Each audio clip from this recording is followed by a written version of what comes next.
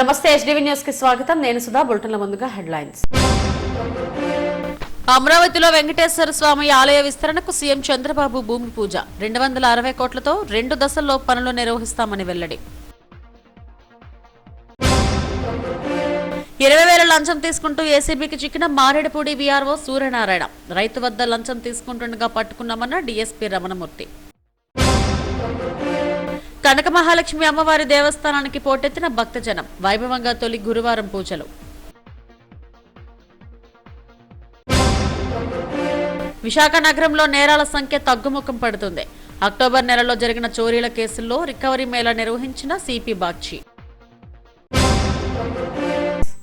కలియుగ దైవం వెంకటేశ్వర స్వామికి అపవిత్రత కలిగించే పని తాను చేయనని, ఎవరిని చేయనివ్వనని ముఖ్యమంత్రి చంద్రబాబు స్పష్టం చేశారు. దేవతల రాజధాని ఎలా ఉంటుందో అదే నమూనాతో ఏపీ రాజధాని అమరావతి ఉంటుందని సీఎం చంద్రబాబు అన్నారు. రాజధాని కోసం రైతులు 33,000 ఎకరాల్లో స్వచ్ఛందంగా ఇచ్చారని చెప్పారు.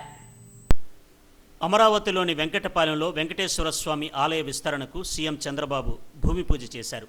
260 కోట్లతో 2 దశల్లో ఈ పనులు చేపట్టనున్నారు. ఆలయ ప్రాకారం, మహారాజ గోపురం, ఆంజనేయ స్వామి ఆలయాన్ని నిర్మించనున్నారు. మాడవీధులు, అన్నదాన కాంప్లెక్స్ నిర్మాణాలకు సీఎం శంకుస్థాపన చేశారు. మొదటి దశలో 140 కోట్లతో అభివృద్ధి పనులు చేపట్టనున్నారు. ఇందులో 92 కోట్లతో ఆలయం చుట్టూ ప్రాకారాన్ని నిర్మిస్తారు. 48 కోట్లతో 7 అంతస్తుల మహారాజ గోపురం, ఆర్జిత సేవా మండపం, వాహన మండపం, రథమండపం, పంచముఖ ఆంజనేయ స్వామి విగ్రహం, పుష్కరిణి, కట్ స్టోన్ ఫ్లోరింగ్ను నిర్మిస్తారు. రెండో దశలో శ్రీవారి ఆలయ మాడవీధులు, అప్రోచ్ రోడ్, అన్నదానం కాంప్లెక్స్, యాత్రికులకు విశ్రాంతి భవనం, అర్చకులు సిబ్బంది క్వార్టర్స్, గెస్ట్ హౌస్, పరిపాలనా భవనం, ధ్యాన మందిరం, వాహనాల పార్కింగ్ వంటి పనులు చేపడతారు. వీటికి 120 కోట్లు వ్యయం కానున్నట్టు అధికారులు చెప్పారు.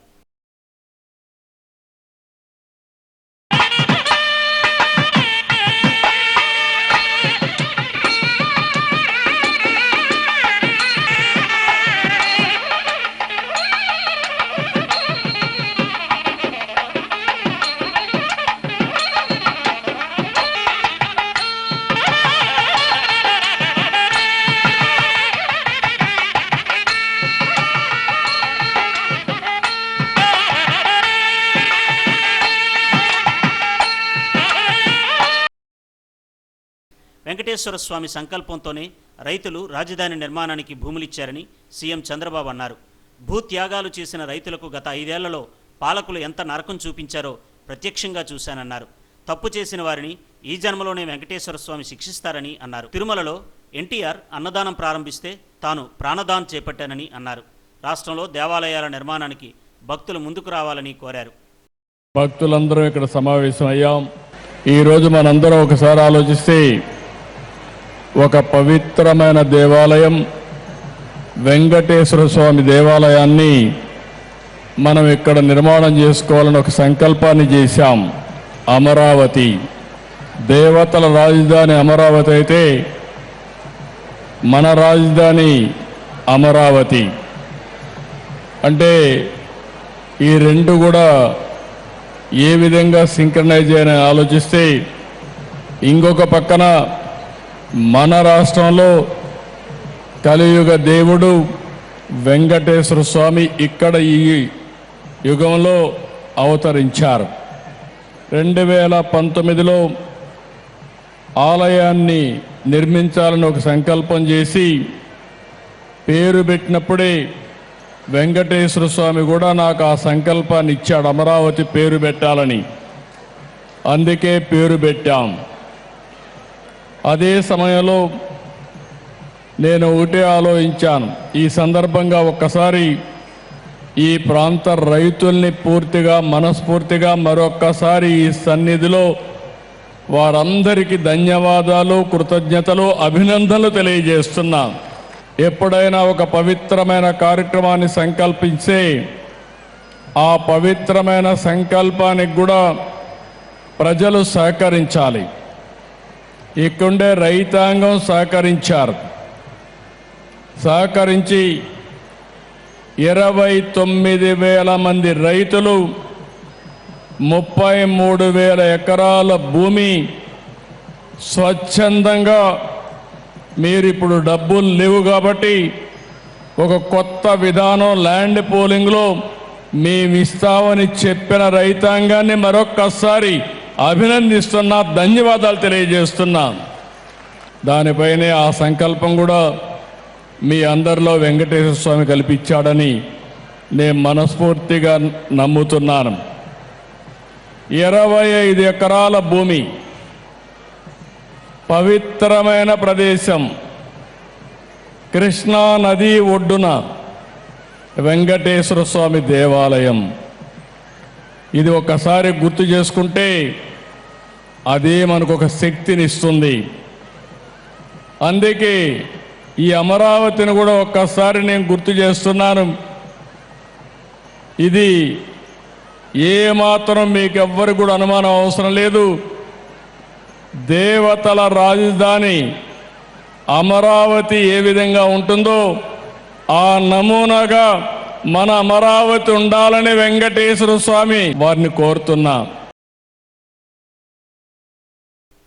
వెంకటపాలెం వద్ద ప్రధాన అనుసంధాన రహదారికి కృష్ణా కరకట్టకు మధ్యలో 25 ఎకరాల భూమిని ఆలయానికి కేటాయించింది.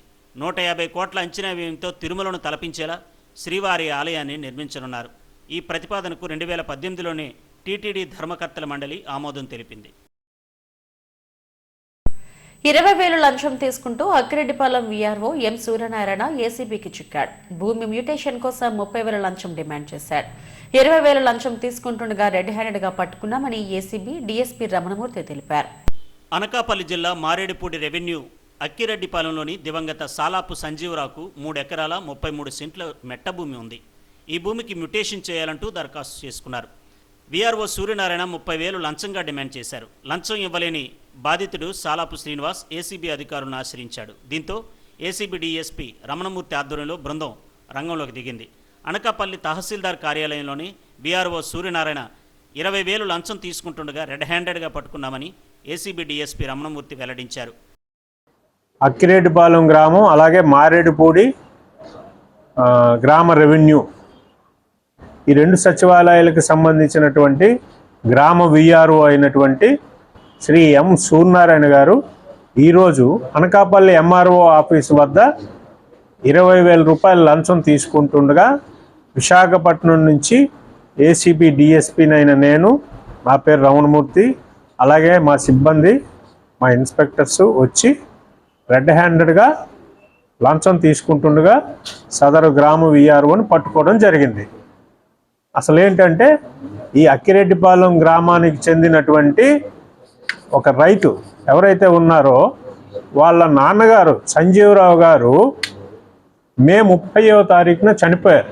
మే 30వ తారీఖున చనిపోయిన తర్వాత సర్టిఫికేట్స్ అన్నీ తీసుకొని వాళ్ళ మదర్ పేరు మీద, ఎవరైతే ఉన్నారో మదరు దేవుడమ్మ గారి పేరు మీద ఆ సదరు భూమి తాలూకా వివరములు మ్యుటేషన్ చేయటానికి ఈయన సెప్టెంబర్లో అప్లై చేసుకున్నారు.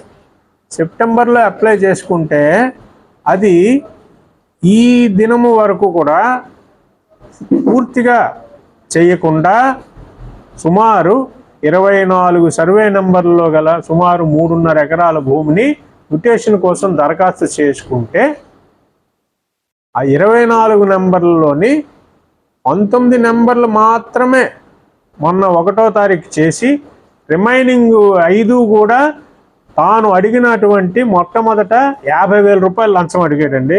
తర్వాత మళ్ళీ 30,000 అన్నాడు. ఆ తర్వాత మళ్ళీ 20,000 అన్నాడు.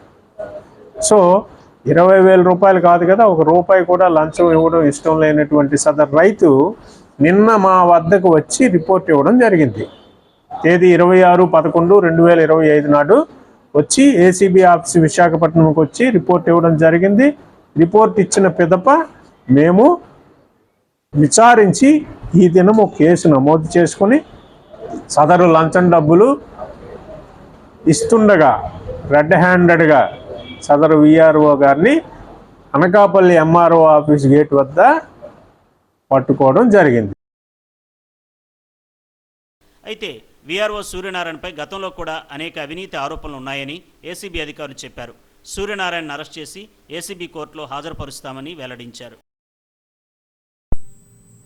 ఉత్తరాంధ్ర వాసుల ఇలవెలుపు భక్తుల పాలిట కొంగు బంగారం కోరిన కోరికలు తీర్చే కల్పవల్లి కనక మహాలక్ష్మి అమ్మవారి మార్గశిర మాస తొలి గురువారం పూజలు అత్యంత వైభవంగా జరిగాయి. బురుజుపేటలో కొలువైన అమ్మవారికి అర్ధరాత్రి 12 గంటల తర్వాత ప్రత్యేక పూజాధికారులు నిర్వహించారు. తొలుత స్థానిక ఎమ్మెల్యే వంశకృష్ణ శ్రీనివాస్ దంపతులు పూజలు చేశారు. విశాఖ బురుజుపేటలో వెలిసిన కనక మహాలక్ష్మి అమ్మవారి మార్గశిర మాసోత్సవాలు అంగరంగ వైభవంగా జరుగుతున్నాయి.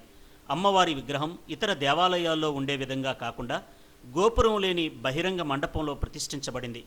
అమ్మవారు ఈ ప్రాంతాన్ని పరిపాలించే విశాఖ రాజుల ఎలవేల్పు అని, అమ్మవారి విగ్రహం విశాఖ రాజుల కోట బురుజు ఈ పరిసరాల్లో ఉండేదని, అందుకే ఈ ప్రాంతాన్ని బురుజుపేట అని పిలుస్తారని చరిత్ర చెబుతోంది. ప్రతి ఏటా మార్గశిర మాసం నెల రోజుల పాటు అమ్మవారి వార్షిక మహోత్సవాలు అత్యంత వైభవంగా నిర్వహిస్తారు. కనక మహాలక్ష్మి అమ్మవారు కోరిన వరాలిచ్చే కొంగు బంగారంగా, సిరులు సంపదలు ఐశ్వర్యాలు ప్రసాదించే ఇష్ట దైవంగా, స్త్రీలకు ఐదవతనాన్ని నగరవాసులకు ఆరోగ్యాన్ని ఇనుమడింపజేసే దేవతామూర్తిగా భక్తులు అమ్మవారిని అత్యంత భక్తి శ్రద్ధలతో సేవిస్తారు. మార్గశిర మాసోత్సవాల్లో తొలి గురువారం పూజలు వైభవంగా జరిగాయి. అర్ధరాత్రి 12 గంటల తరువాత విశేష పంచామృతాభిషేకం, పసుపు కుంకుమ పాలు సుగంధ ద్రవ్యాలతో కలిపిన జలాలతో శాస్త్రోక్తంగా పూజలు చేశారు. తొలుత స్థానిక ఎమ్మెల్యే వంశీకృష్ణ శ్రీనివాస్ దంపతులు పూజలు నిర్వహించారు. ఈవో శోభారాణి తదితరులు దర్శించుకున్నారు. స్థానిక మహిళలు బిందెలతో పసుపు నీళ్లు తీసుకొచ్చి జలాభిషేకం చేశారు. పూజ అనంతరం ఆలయ ఆవరణలో ఉన్న మండపంలో ఆశీర్వచనాలు ఇచ్చి ప్రసాదాలు అందజేశారు. అనంతరం భక్తులను దర్శనానికి అనుమతించారు. తొలి గురువారం కనక మహాలక్ష్మి అమ్మవారి ఆలయం భక్తులతో పోటెత్తింది. వివిధ సేవా గ్రూపులకు చెందిన వాలంటీర్లు ఉచిత సేవలు అందించారు. గుడివాడ శ్రీనివాసరావు శ్రీ వరహాలక్ష్మి నరసింహస్వామి సేవా సంఘం నుంచి మా సభ్యులతో ఇవాళ సేవ చేస్తున్నాము. నిన్న రాత్రి నుంచి కంటిన్యూగా సేవ చేస్తున్నాము. ఇవాళ రేపు కంటిన్యూగా మార్గశిర మాసం అంతా సేవలు చేస్తున్నాం. ఇదే కాకుండా ప్రతి లక్షవారం పూట మాకు ఈ అవకాశం ఇచ్చినందుకు ఈ ఈఓ గారికి, ఏఈఓ గారికి, సూపరింటెండెంట్ గారికి, అందరూ మా టెంపుల్ యొక్క పెద్దలందరికీ నా ధన్యవాదాలు. చాలా చాలా చాలా చాలా బాగా చేస్తున్నారమ్మా. ఈ లైన్లు కానీ రకరకాల ఎటువంటి భక్తులకి ఎటువంటి ఇబ్బందులు లేకుండా వాటర్ ఫెసిలిటీ చేస్తున్నారు. దాని మజ్జిగలు పంచుతున్నారు, బిస్కెట్లు పంచుతున్నారు. మన ఈవో గారి దగ్గర ఉండి చేస్తున్నారమ్మా. ఈ అవకాశం ఇచ్చినందుకు చాలా సంతోషమా. మా సభ్యులతో మీకు ఈ అవకాశం కల్పించడానికి మీ ఈవోలకు మీకు మార్గశిర మాసోత్సవాలను విజయవంతంగా నిర్వహించేందుకు అన్ని ఏర్పాట్లు పక్కాగా చేశామని ఆలయ ఈవో శోభారాణి అన్నారు. అన్ని శాఖల సమన్వయంతో భక్తులు ఎలాంటి ఇబ్బంది లేకుండా సౌకర్యాలు కల్పించామని చెప్పారు. వీఐపీ ప్రజాప్రతినిధుల సిఫార్సుల మేరకు వచ్చే భక్తుల కోసం సీతారామచంద్ర ఆలయం నుండి ప్రవేశాలు కల్పిస్తున్నామని అన్నారు. భక్తులకు అసౌకర్యాలు కలగకుండా క్యూలైన్లు ఏర్పాటు చేశామని, ప్రత్యేకంగా ప్రసాద విక్రయ కౌంటర్లను అందుబాటులోకి తెచ్చామని అన్నారు. అందరికీ నమస్కారం అండి. మన ఉత్తరాంధ్ర ఇల్వేల్పు భక్తుల కొంగు బంగారం శ్రీ కనకమహాలక్ష్మి అమ్మవారి దేవస్థానంలో మార్గశిర మాసోత్సవాలు జరుగుతున్నాయి. ఈరోజు తొలి గురువారం ఉదయం 2 గంటలకి 12 గంటలకి తొలి పూజ మొదలైంది. మన ఎమ్మెల్యే శ్రీ వంశీకృష్ణ గారు వచ్చి దీప ప్రజ్వలన చేసి మొదలుపెట్టారు. 1:45 మన భక్తులకు దర్శనం ఇచ్చాము. ఇప్పటి వరకు 11,000 మంది దర్శనం చేసుకున్నారు. అన్ని ఏర్పాట్లు బాగానే చేశాము. భక్తుల ఎవరికి ఎటువంటి అసౌకర్యం కలగకుండా క్యూ లైన్స్ పొడుగున మంచినీళ్ళు ఇస్తున్నాము. బిస్కెట్స్, పాలు, పసిపిల్లలకి పాలు డిస్ట్రిబ్యూట్ చేస్తున్నాము. క్యూలు నడుస్తున్నాయి. ఉచిత దర్శనం చాలా ఫాస్ట్గా నడుస్తుంది. ముందర వారికి ప్రాముఖ్యత ఇస్తున్నాము. ఈ అనుకున్న దానికన్నా ఎక్కువే వచ్చారు ఈసారి. వారి అందరికీ ఎటువంటి ఇబ్బంది కలగకుండా ఏర్పాట్లు చేశాము. భక్తులందరూ దర్శనం చేసుకుని ఎటువంటి ఇబ్బందులు లేకుండా క్షేమంగా ఇళ్లు చేరాలని ఆశిస్తాం. సిరుల తల్లి కనకమహాలక్ష్మి అమ్మవారిని దర్శించుకునేందుకు భక్తులు బారులు తీరారు. అమ్మవారికి అభిషేకం చేసి తరించారు. విశాఖ నగరంలో క్రైమ్ రేట్ తగ్గుతూ వస్తుంది. ఇంతకు ముందు నెలకు 100 నుంచి 110 కేసులు నమోదవుతూ వస్తుంటే సిపి బాక్షి వచ్చిన తర్వాత ఆ కేసుల సంఖ్యను 80కి తగ్గించగలిగారు. ముఖ్యంగా సైబర్ క్రైమ్ నేరస్తులపై సిపి ఉక్కుపాతం మోపుతున్నారు. విశాఖ జిల్లాలో అక్టోబర్ నెలలో 58 దొంగతనాలు జరిగాయి. ఈ కేసుల్లో 77 మంది నిందితులను అరెస్ట్ చేసి 1,12,00,000 విలువైన చోరీ సొత్తును పోలీసులు స్వాధీనం చేసుకున్నారు. వీటిల్లో 900 గ్రాముల బంగారం, 3 లక్షల నగదు, 22 మోటార్ సైకిళ్లు, కారు, ఖరీదైన కెమెరాలు ఉన్నాయి. ఇవి కాకుండా 505 మొబైల్ ఫోన్లు కూడా రికవరీ చేశారు. వీటిని బాధితులకు సిపి బాగ్చి చేతుల మీదుగా అందజేశారు. విశాఖలో నేరాలు దాదాపు తగ్గుముఖం పడుతున్నాయని సిపి బాగ్చి వెల్లడించారు. 2024 జూలైలో తాను బాధ్యతలు చేపట్టిన నాటి నుండి ఇప్పటి వరకు 16 నెలల్లో 14,000 సీసీ కెమెరాలు ఏర్పాటు చేయించానని చెప్పారు. తప్పు చేసేవారు ఎంతటి వారైనా చర్యలు తప్పవని హెచ్చరించారు. కఠిన చర్యలు తీసుకుంటామని వెల్లడించారు. గతంలో నెలకు 100 నుండి 110 కేసులు నమోదవుతుంటే వాటిని 80కి తగ్గించగలిగామని చెప్పారు. ఈ సందర్భంగా క్రైమ్ పోలీసులను అభినందించారు. వైజాగ్ సిటీ పోలీస్ తరపున property recovery and refund Mela పెట్టడం జరిగింది. 58 కేసులు ఛేదించి 77 అఫెండర్స్ని పట్టుకొని 1,12,03,000 కంటే ఎక్కువ విలువైన ప్రాపర్టీస్ రికవరీ చేసి ఈరోజు రిఫండ్ చేయడం జరుగుతున్నది. అందులో దాదాపు 900 గ్రామ్ బంగారం, 3 లక్షల కంటే ఎక్కువ క్యాష్, 22 మోటార్ సైకిల్స్, ఒక కార్, ఒక కాస్ట్లీ కెమెరా, ఇవన్నీ 505 మొబైల్ ఫోన్స్ కూడా ఉన్నాయి. ఇంకొకటి ముఖ్యమైన విషయం వచ్చేసి మన Vizag city police crime wing DCP crimes in charge ACP crimes ఆధ్వర్యంలో చక్కగా పనిచేసి ప్రాపర్టీ ఆఫెన్స్ సంఖ్య కూడా బాగా తగ్గించగలిగారండి. లాస్ట్ ఇయర్ చూస్తే ఇంచుమించు 100 నుండి 110 ప్రాపర్టీ అఫెన్సెస్ ప్రతి నెల జరుగుతూ ఉంటే లాస్ట్ 2 months నుండి ఇంచుమించు 80 కేసెస్ పర్ మంత్ జరుగుతున్నాయి. అది ఎలా సాధ్యమైందంటే ఒకవైపు డ్రోన్ పోలీసింగ్, మరోవైపు గస్తీ పెంచడం, మరోవైపు సీసీటీవీస్ ఇన్స్టాల్ చేయడం, లైట్స్ ఇన్స్టాల్ చేయడం, పొదలు క్లియర్ చేయడం, బీట్ సర్వీస్ బాగా పెంచడం, అదే మాదిరిగా కేసెస్ వెంటనే ఛేదించడం, ప్రాపర్టీ వెంటనే రికవరీ చేయడం. ఇదే మాదిరిగా రాబోయే రోజుల్లో కూడా ప్రాపర్టీ అఫెన్సెస్ తగ్గించడానికి ప్రయత్నం మనం చేయాలి. ఎందుకంటే prevention is better than cure. మీ ద్వారా మేము వైజాగ్ సిటీ ప్రజలందరికీ కోరుతున్నాం, దయచేసి మీ నివసిస్తున్న ప్రాంతంలో సీసీటీవీ ఇన్స్టాలేషన్ ఎన్ష్యూర్ చేయండి.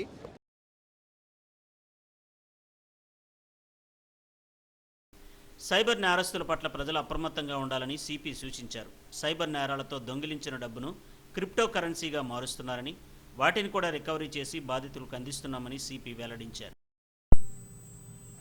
నైరుతి బంగాళాఖాతం, దానికి ఆనుకుని ఉన్న శ్రీలంక తీరంలో తీవ్ర వాయుగుండం తుఫానుగా మారింది.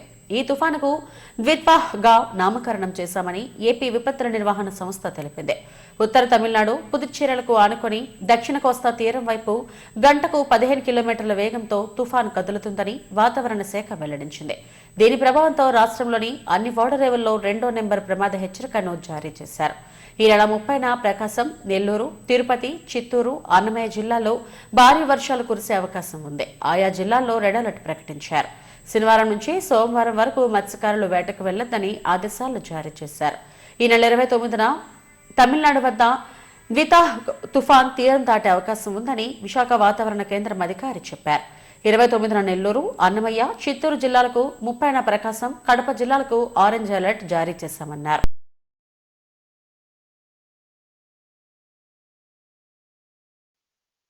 నైరుతి బంగాళాఖాతం శ్రీలంక మీదుగా పయనించిన తరువాత 48 గంటలలో పుదుచ్చేరి, ఉత్తర తమిళనాడు, దక్షిణ ఆంధ్ర తీరం వైపుకు వచ్చే అవకాశం ఉన్నది. ఈ వ్యవస్థ వల్ల రాష్ట్రంలో రాబోయే వారం రోజులు కూడా చెదురుముదురు నుంచి విస్తారంగా వర్షాలు పడే అవకాశాలు ఉన్నాయి. ముఖ్యంగా ఉత్తర కోస్తా జిల్లాల్లో ఈరోజు పొడి వాతావరణం కొనసాగే అవకాశం ఉన్నప్పటికీ రేపు 1-2 చోట్ల, ఎల్లుండి కొన్ని చోట్ల 4వ రోజు 5వ రోజు అత్యధిక ప్రాంతాలలో, 6వ రోజు పలు ప్రాంతాలలో, 7వ రోజు కొన్ని ప్రాంతాలలో ఉత్తర కోస్తా జిల్లాలపై తేలికపాటి నుంచి మోస్తరు వర్షాలు ఉండే అవకాశం ఉన్నది.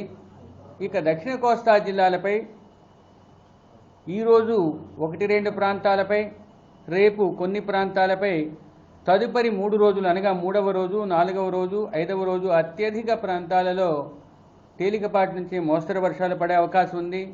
క్రమంగా వర్షపాత విస్తృతి తగ్గి 6వ రోజుకు పలు ప్రాంతాలలో, 7వ రోజు కొన్ని ప్రాంతాలలో దక్షిణ కోస్తా జిల్లాలపై పడే అవకాశం ఉన్నది. ఇక ఇంకా ముఖ్యంగా దక్షిణ కోస్తా జిల్లాల్లో రేపు 6వ రోజు 1-2 ప్రాంతాలలో భారీ వర్షపాతం ఉండే అవకాశం ఉంది. 3వ రోజు అనగా 29 మరియు 1వ తేదీన భారీ నుంచి అతి భారీ వర్షాలు దక్షిణ కోస్తా జిల్లాలపై 1-2 చోట్ల పడే అవకాశం ఉంది. 4వ రోజు అనగా 1వ తేదీ డిసెంబర్న దక్షిణ కోస్తా జిల్లాలపై అత్యంత భారీ వర్షపాతం 1-2 చోట్ల నమోదయ్యే అవకాశం ఉన్నది. ఇక ఉత్తర కోస్తా జిల్లాలపై 4వ రోజు, 5వ రోజు, 6వ రోజు అంటే నోరూరించే రుచులు, కమ్మని వంటకాలను అందించేందుకు శివజ్యోతి గ్రూప్ విశాఖకు వచ్చేసింది. విజయనగరంలో ఎస్వీఎన్ లేక్ ప్యాలెస్ గా అందరి ఆదరాభిమానాలు చూరగొన్న Shivajyoti group Seethammadhara oxygen towers లో మిర్చి మసాలా పేరిట మల్టీ క్యూజన్ రెస్టారెంట్ ను ప్రారంభించింది. దీంతో పాటు అవుట్డోర్ క్యాటరింగ్ సర్వీసెస్ ను కూడా ఆరంభించారు. ఆహార ప్రియులకు సరికొత్త రుచులను వడ్డించేందుకు ఎస్వీఎన్ శివజ్యోతి గ్రూప్ వారి మిర్చి మసాలా మల్టీ క్యూజన్ రెస్టారెంట్ ఘనంగా ప్రారంభమైంది. విశాఖకే తలమానికంగా నిలిచే సీతమ్మధార్లోని ల్యాన్సమ్ ఆక్సిజన్ టవర్స్ ప్రాంగణంలో ఈ రెస్టారెంట్ను ప్రారంభించారు. విజయనగరంలో ఎస్వీఎన్ లేక్ ప్యాలెస్గా ప్రజలకు చిరపరిచితమైన ఈ సంస్థ విశాఖలో తొలి బ్రాంచ్ను ఆరంభించింది. విజయనగరంలో 3 స్టార్ హోటల్గా ఎస్వీఎన్ లేక్ ప్యాలెస్ చక్కని ఆతిథ్యాన్ని, కమ్మని రుచులను అందిస్తోంది. సాంప్రదాయ వంటకాలు, సౌత్, నార్త్, కాంటినెంటల్ ఇలా ఆహార ప్రియులను లొట్టలేయించే రుచులను హైజెనిక్గా అందిస్తారు. రెస్టారెంట్ను విశాలమైన ప్రాంగణంలో మంచి యాంబియన్స్తో తీర్చిదిద్దారు. కుటుంబాలు, స్నేహితులు అంతా కలిసి చక్కని విందును ఆరగించేందుకు వీలుగా సదుపాయాలున్నాయి. దీంతోపాటు అవుట్డోర్ క్యాటరింగ్ను కూడా అందిస్తారు. వినియోగదారుల అభిరుచుల మేరకు ఎంత పెద్ద ఈవెంట్కైనా కమ్మని రుచులను అందిస్తూ అతిథులను సంతృప్తిపరచడమే లక్ష్యంగా వీరి క్యాటరింగ్ సర్వీసెస్ ఉంటాయి. ప్రతి రుచిలోనూ కొత్తదనం, ప్రతి వంటకంలోనూ కమ్మదనం అందించడం ఎస్వీఎన్ శివజ్యోతి గ్రూప్ ప్రత్యేకత. సాంప్రదాయబద్ధంగా పూజలు నిర్వహించి రెస్టారెంట్ను ప్రారంభించారు. Sivajyothi group chairman Sivakumar, managing డైరెక్టర్లు నితిన్, యశ్వంతులతో పాటు కుటుంబ సభ్యులు, శ్రేయోభిలాషులు ఆక్సిజన్ టవర్స్ రెసిడెంట్స్ ప్రారంభోత్సవ కార్యక్రమంలో పాల్గొని కమ్మని రుచులను ఆస్వాదించారు.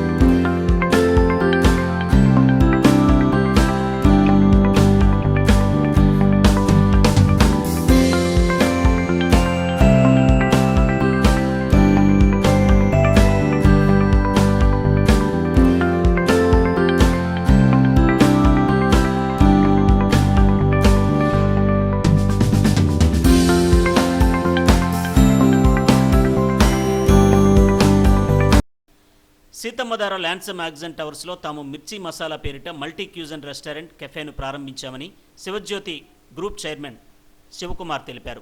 ఇప్పటికే విజయనగరంలో వినియోగదారుల ఆదరాభిమానాలు చూరగొన్నామని అన్నారు. దీంతోపాటు అవుట్డోర్ క్యాటరింగ్ సర్వీసెస్ను అందిస్తున్నామని చెప్పారు. 20 మంది నుండి 3,000 మంది వరకు తాము క్యాటరింగ్ సర్వీసెస్ అందిస్తామని, ఈ అవకాశాన్ని వినియోగించుకోవాలని కోరారు. విజయనగరం ఎస్వీఎన్ శివజ్యోతి గ్రూప్ నుండి ఈరోజు మేము ఇక్కడ విశాఖపట్నంలోని అవుట్డోర్ క్యాటరింగు, అలాగే ఆక్సిజన్ టవర్స్లోని కెఫే కూడా తీసుకోవటం జరిగింది. ఇక్కడ రెస్టారెంట్ మిర్చి మసాలా రెస్టారెంట్ అని చెప్పి ఆక్సిజన్ టవర్స్లోని ఈ రోజు నుంచి స్టార్ట్ చేస్తున్నాం. ఇందులో భాగంగానే విశాఖపట్నం ప్రజలకి విజయనగరం ఎస్విఎన్ లేక్ ప్యాలెస్ వాళ్ళు రుచులన్నీ కూడా ఇక్కడ అందించడానికి మిర్చి మసాలా అనే మల్టీ క్యూజన్ రెస్టారెంట్ని ఇక్కడ స్టార్ట్ చేస్తూ దాని నుండి అవుట్డోర్ క్యాటరింగ్ కూడా అందరికీ చేయడం జరుగుతుంది. అందులోని స్పెషాలిటీ కూడా స్వాద్య అని చెప్పి ఒక కొత్త బ్రాండ్ని మేము ఇక్కడ స్టార్ట్ చేయడం జరుగుతుంది. స్వాద్యాలోని గార్మెంట్ క్యాటరింగ్ చేయడం జరుగుతుంది. ఇంచుమించు 20 మంది నుంచి 2-3 వేల వరకు కూడా అవుట్డోర్ క్యాటరింగ్ ఇక్కడ అన్ని సదుపాయాలతోని మేము బయట ఎవరే కళ్యాణ మండపాల్లో అయినా సరే, కన్వెన్షన్ హాల్లో అయితే మోస్ట్ ప్రొఫెషనల్ వేలోని మేమందరం ఇక్కడ చేయగలమని మేము మనస్ఫూర్తిగా తెలుపుకుంటున్నాం. విశాఖపట్నం ప్రజలందరూ కూడా ఈ అవకాశాన్ని వినియోగించుకొని మాకు కోఆపరేట్ చేసి గత 20 సంవత్సరాలుగా విజయనగరంలోని ఎస్విఎన్ లేక్ ప్యాలెస్ అంటే తెలియని వాళ్ళు ఉన్నారు. ఎంతో కీర్తి ప్రతిష్టలతోని నాణ్యతే మాకు మెయిన్ మోటోగాను, ప్రాంప్ట్ సర్వీసు అలాగే క్వాలిటీ ఈ రెండు కూడా మా పిల్లర్స్గా ఈ రోజు వరకు కూడా ఇక్కడ మేము విజయనగరంలోని చేయగలుగుతున్నాము. అదే సేమ్ ఆ బ్రాండ్తోనే అదే మేము నమ్మకంతో ఇక్కడ అందరికీ కూడా మేము మా సేవల్ని సర్వీసెస్ని ఇక్కడ మేము తెలియజేస్తున్నాం, ఇక్కడ ఇవ్వగలమని చెప్పి. So we request once again all Visakhapatnam people to avail these services from SVN Shivajyoti Group. Thank you. World of flavours with in community ట్యాగ్లైన్తో శివజ్యోతి గ్రూప్ రుచి, శుచి, శుభ్రతతో కూడిన కమ్మని వంటకాలను అందిస్తోంది. నోరూరించే రుచులు ఎలాంటి ఈవెంట్కైనా అతిథులను మైమరిపించేలా కేటరింగ్ సర్వీసెస్ అందించేందుకు ఎస్విఎన్ శివజ్యోతి గ్రూప్ సిద్ధంగా ఉంది. జాతీయ స్థాయిలో దత్తతపై మరింతగా అవగాహన పెంచాల్సిన అవసరం ఉందని కేంద్ర మాతా శిశు మంత్రిత్వ శాఖ కార్యదర్శి అనిల్ మాలిక్ పిలుపునిచ్చారు. ఏయూ వైవిఎస్ మూర్తి ఆడిటోరియంలో ఏర్పాటు చేసిన జాతీయ దత్తత అవగాహన సదస్సు 2025ను ఆయన ప్రారంభించారు. దేశంలోని అన్ని రాష్ట్రాల్లో ఈ దత్తతపై మరింత అవగాహన పెంచాల్సిన అవసరం ఉందన్నారు. దివ్యాంగులు, మానసిక చిన్నారులను ఎక్కువ మంది దత్తత తీసుకునేందుకు ప్రోత్సహించాలని కోరారు. ఈ సందర్భంగా దత్తత తీసుకున్న తల్లిదండ్రులను సాల్వాలు కప్పి సత్కరించారు. దత్తత స్వీకరణ కార్యక్రమంలో తమ అనుభవాలను పలువురు తల్లిదండ్రులు ఈ సదస్సులో ప్రస్తావించారు. సదస్సులో ఆంధ్రప్రదేశ్, తెలంగాణ రాష్ట్రాల మహిళా అభివృద్ధి, శిశు సంక్షేమ శాఖల ముఖ్య కార్యదర్శులు ఏ సూర్యకుమారి, అనితా రామచంద్రన్, కారా సభ్య కార్యదర్శి భావన సక్సేనా, జిల్లా collector Harindra Prasad, juvenile welfare director Venugopal Reddy తదితరులు పాల్గొన్నారు.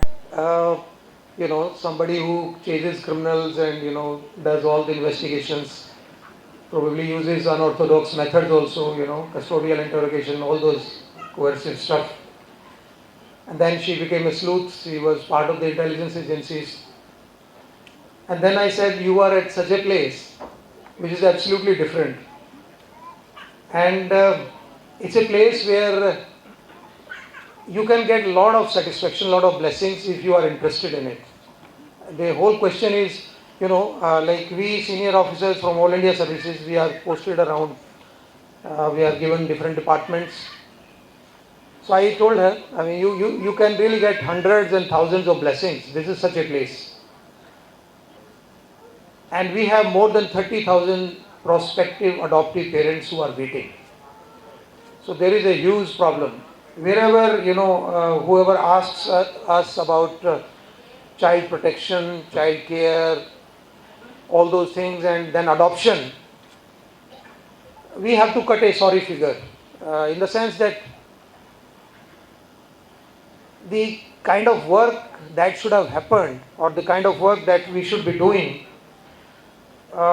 probably the results are mixed. Results should have been much, much better.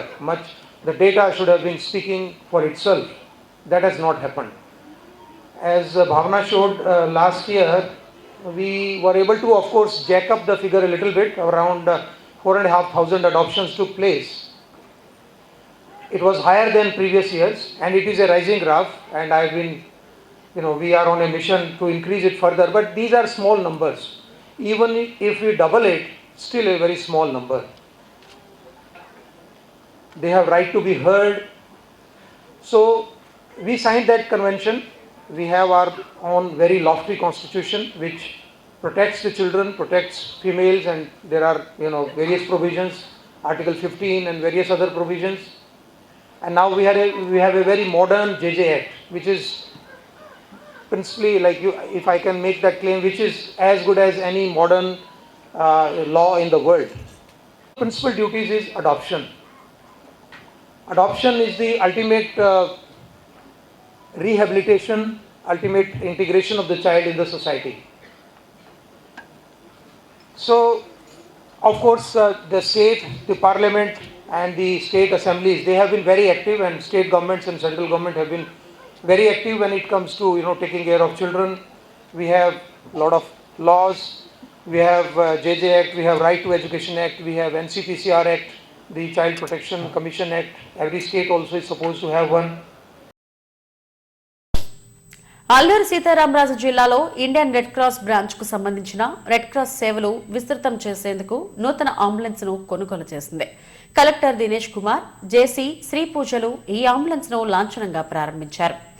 గిరిజన ప్రాంతాల్లో రెడ్ క్రాస్ సొసైటీ నూతన కార్యవర్గం విస్తృతంగా పనిచేస్తుందని అధికారులంతా సహకారం అందించాలని సూచించారు. డిసెంబర్లో సర్వసభ్య సమావేశం నిర్వహించి పూర్తి స్థాయిలో నూతన కార్యవర్గాన్ని ఏర్పాటు చేస్తామన్నారు.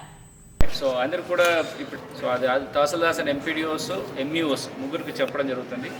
ప్రతి వారం ఒక్కొక్క మండల్ గో అండ్ అక్కడ క్యాంప్స్ నిర్వహించి అక్కడ నుంచి కలెక్ట్ చేసి తీసుకురావడం జరుగుతుంది. ఓకే, సో ఇప్పటి నుంచి ఫుల్ ఫ్లెడ్జ్డ్గా పూర్తిగా వాడుకోండి. పాత బండి we are sending to Chintur.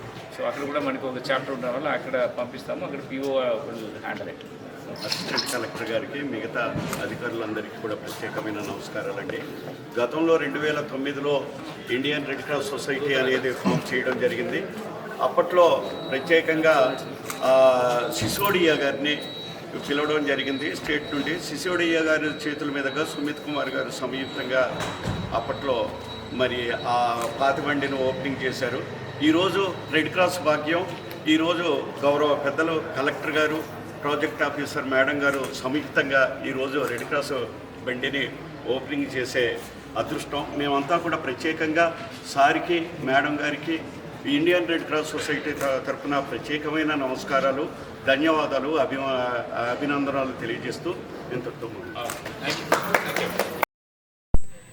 AU Jio engineering విభాగంలో వచ్చే నెల 5, 6 తేదీల్లో geo spatial smart thinking in school education అనే అంశంపై వర్క్ షాప్ జరగనుంది. ఏయూ శతాబ్ది ఉత్సవాల్లో భాగంగా నిర్వహించనున్న ఈ వర్క్ షాప్ బ్రోచర్ను జియో ఇంజనీరింగ్ విభాగాధిపతి, వర్క్ షాప్ కన్వీనర్ ఆచార్య పి జగదీశ్వరరావు విద్యార్థులతో కలిసి ఆవిష్కరించారు. ఈ సందర్భంగా ఆయన మీడియాతో మాట్లాడారు. ఇస్రో సహకారంతో వచ్చే నెల 5, 6 తేదీల్లో వర్క్ షాప్ నిర్వహిస్తామని చెప్పారు. పాఠశాల ఉపాధ్యాయులకు జియోస్పేస్ టెక్నాలజీపై అవగాహన, విద్యార్థులకు అంతరిక్ష విజ్ఞానంపై అవగాహన, ఆసక్తి పెంచే విధంగా ప్రత్యేక సాంకేతిక ప్రదర్శన నిర్వహిస్తామన్నారు. ఈ అవకాశాన్ని ఉపాధ్యాయులు, విద్యార్థులు సద్వినియోగం చేసుకోవాలని కోరారు. దీని యొక్క ప్రాముఖ్యతను తెలియజేస్తాము, లెక్చర్స్ ఇస్తాము, డెమోస్ ఇస్తాము, అలాగే సాఫ్ట్వేర్స్ మిగతా వాటి మీద ఇంపార్టెన్స్ కూడా మేము వాళ్ళకి వివరించడం జరుగుతుంది. వాళ్ళు ట్రైనర్స్ టు ద ట్రైనర్స్ అంటాం కదా టీచర్స్ని, అందుకు ముందు వాళ్ళకి ట్రైనింగ్ ఇచ్చి ఆ తదనంతరం వాళ్ళు స్కూల్ విద్యార్థులకి ట్రైనింగ్ ఇచ్చే రీతిలో మేము స్కూల్ టీచర్స్ని ముందుగా తర్ఫీదు ఇవ్వాలని నిర్ణయించుకున్నాం. ఎందుకు అంటే మా టెక్నాలజీ, స్పేస్ టెక్నాలజీ 2050వ సంవత్సరం వరకు ఇది మిగతా technologies, nano technology, biotechnology, information technology, IT అన్నిటితో సమానంగా స్పేస్ టెక్నాలజీ కూడా ఎమర్జింగ్ టెక్నాలజీస్ అని ప్రపంచవ్యాప్తంగా ఇది ఐడెంటిఫై చేయడం జరిగింది. నా దృష్టిలో ఈ టెక్నాలజీ ఈ సెంచరీ అంతం వరకు ఇది విస్తరిస్తూనే ఉంటుంది. నేను అనుకోవటం ఈ సెంచరీ దాటి కూడా ఉంటుంది. ఎందుకంటే గ్రహాంతరాల్లోకి మనిషి శోధించాలంటే అంత సులువైనటువంటి విషయం కాదు కనుక ఇలాంటి క్యూరియాసిటీ కలిగినటువంటి విషయాలను రాబోయే విద్యార్థులకు, భావితరాల వారికి అందించాలి. వాళ్ళలో శాస్త్ర సాంకేతిక పరిజ్ఞానం మీద అవగాహన పెంచాలి, ముఖ్యంగా మా స్పేస్ టెక్నాలజీ మీద అవగాహన పెంచాలనేటువంటి ఉద్దేశంతోనే ఈ 2 రోజుల సదస్సుని మేము నిర్వహిస్తున్నాం. ఆంధ్ర యూనివర్సిటీలో కండక్ట్ చేయడానికి ప్రధాన కారణం ఏంటంటే, ఆంధ్ర యూనివర్సిటీ మీకు అందరికీ తెలుసు, ఈ సంవత్సరం అంటే 2026న మేము సెంటనరీ శతాబ్ది ఉత్సవాలను జరుపుకుంటున్నాం. ఈ కార్యక్రమం కూడా అందులో భాగంగానే మేము కండక్ట్ చేస్తున్నాం. అట్లనే దీన్ని ఇస్రో వాళ్ళు మాకు ఆర్థికంగా కొంత సహాయం చేశారు. ఇది ఇస్రో స్పాన్సరింగ్తో పాటు ఆంధ్ర యూనివర్సిటీ కూడా రూసా ఫండ్స్ నుంచి కూడా మాకు ఆర్థిక సహాయం అందుతుంది. మేము స్కూల్ విద్యార్థులకు అలానే స్కూల్ టీచర్స్కి ఎటువంటి రిజిస్ట్రేషన్ ఫీ వసూలు చేయటం లేదు. ఉచితంగా మేము వారికి ప్రవేశం కల్పిస్తున్నాం.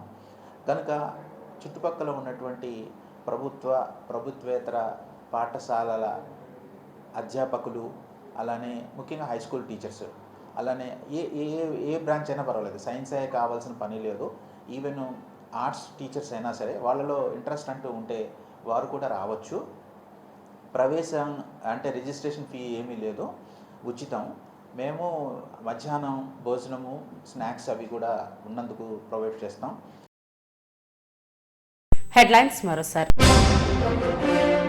అమరావతిలో వెంకటేశ్వర స్వామి ఆలయ విస్తరణకు సీఎం చంద్రబాబు భూమి పూజ. 260 కోట్లతో 2 దశల్లో పనులు నిర్వహిస్తామని వెల్లడి.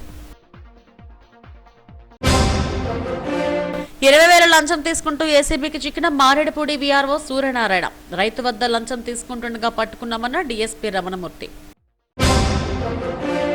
కనక మహాలక్ష్మి అమ్మవారి దేవస్థానానికి పోటెత్తిన భక్తజనం. వైభవంగా తొలి గురువారం పూజలు. విశాఖ నగరంలో నేరాల సంఖ్య తగ్గుముఖం పడుతుంది. అక్టోబర్ నెలలో జరిగిన చోరీల కేసుల్లో రికవరీ మేళా నిర్వహించిన సిపి బాగ్చి. ఇవి ఇప్పటివరకు నా బులెటిన్ అప్డేట్స్. నమస్తే.